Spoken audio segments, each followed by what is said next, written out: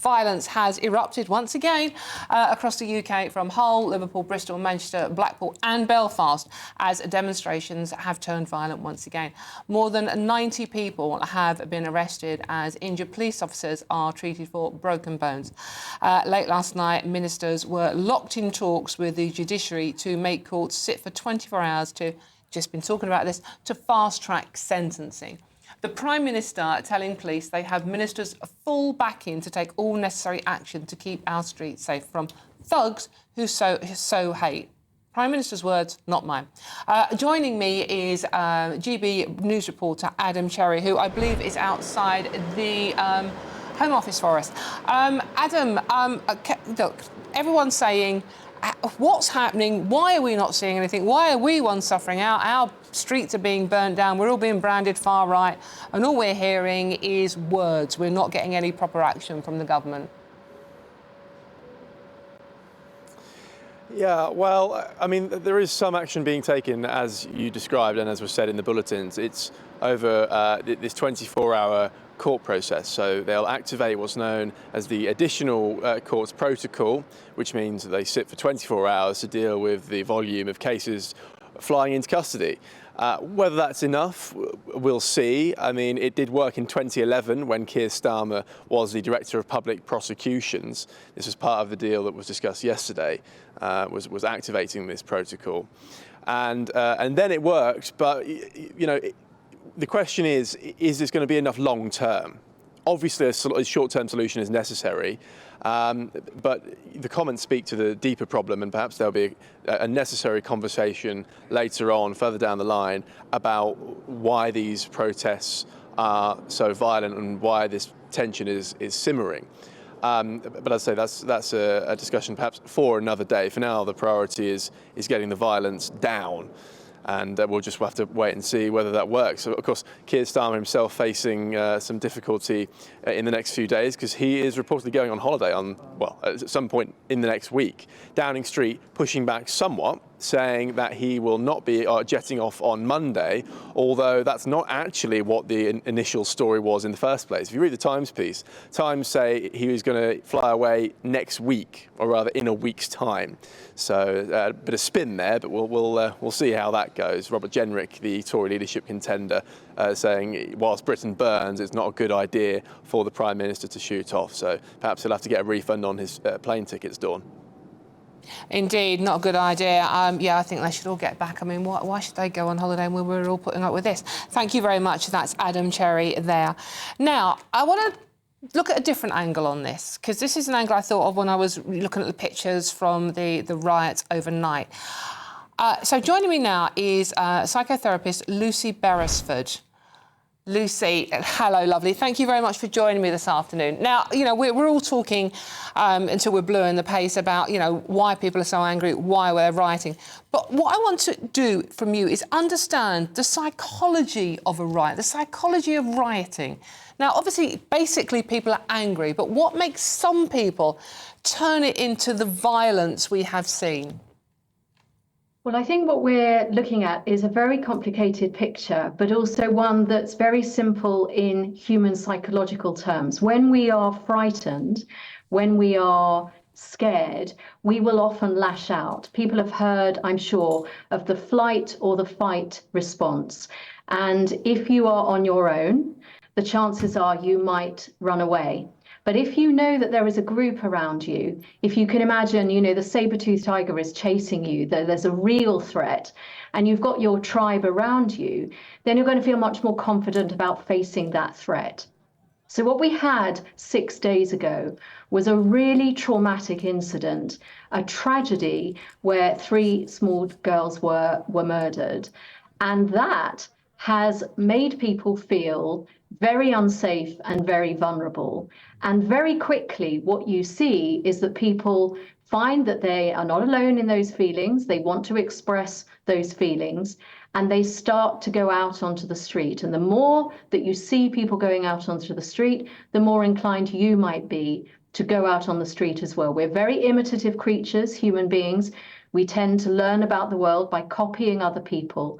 And so with social media in the mix, amplifying the stories and spreading the images of people going out and causing trouble or having a really powerful, emotional, angry response. There is something very primitive about human beings, and they will respond to that and follow suit. So, Lucy, basically, it is no one's condoning this behaviour. It's appalling, it's shocking, it's criminal, and people are suffering. People are using their businesses. Police are being attacked and having, bones broken. So no one's condoning it, but it is basically what you're trying to say is like it's human nature, it's tribal. What I'm saying is that it's very understandable. I think you're very right to not condone it, because there have been all sorts of incidents, whether, as you say, it's broken bones, people attacking the police, people attacking mosques, attacking shops, looting, that actually there's been real offensive criminal behaviour. But from a psychological point of view, it's incredibly understandable because people are very afraid. And the two words that keep coming up a lot, and they've come up a lot, they came up a lot in the election, and they've come up a lot with this particular episode, is a lack of trust and fairness. And people feel very unheard. They feel like the people in power are not listening to them. And they also feel that if they're listening, they're only listening to certain segments of society.